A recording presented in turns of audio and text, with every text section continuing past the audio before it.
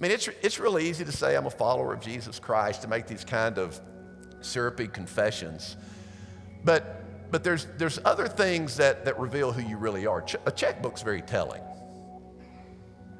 A checkbook will tell the story, that ledger will tell the story of what you have really deemed most important in your life. But more especially that checkbook and that ledger, it reveals your perspective on life. It's an outlook on life. It's really the story of your worldview. What you have decided that is going to define you as a person. And by that, by what defines you, I mean, it's the thing that gets you up in the morning. It's what you get up, when you put your feet on the ground, this is what you're thinking about. When you go to bed at night and your head hits the pillow, it's what you're thinking about. That's what defines you. And we really don't realize to what degree greediness and lustfulness and wanting and materialism, we really don't realize how much that cost us. You ever seen the show The Storage Wars? Storage Wars? I love that show. There's some very funny personalities on that show. They travel around, this little band of people. They go around, I guess they own thrift shops and pawn shops or whatever, but they go around to these storage units and they bid on abandoned storage units. You know, it is kind of captivating seeing the kind of junk that people have forgotten about and leave behind. So they bid on these units and then you have the big reveal.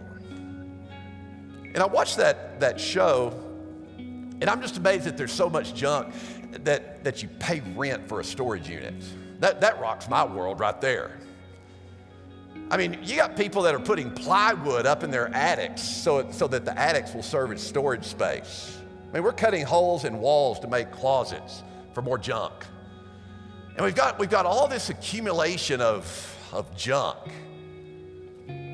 But when I watched that series, Storage Wars, you know the real war? It's not the bidding that's going on between those personalities. When you think about Storage Wars, the real war is within you.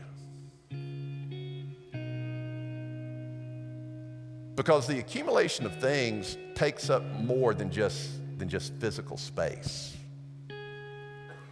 When you've been at this level, when you've been convinced by the world that the one with the most toys wins, when that becomes your driving ambition in life, listen, not everything that can be counted counts. And not everything that counts can be counted. So it's this fallacy that if I get more and more and more, that somehow I win at the end. You don't. And so accumulating, it costs you more than just physical space.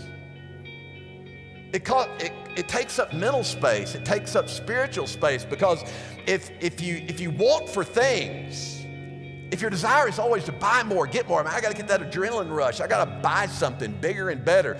The experience has got to be more over the top than the last experience.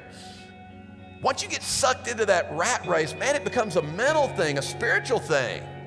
It's taking up space in your mind, because now then, when your life is about accumulating things, now then you got to worry about losing things. What's going to define you?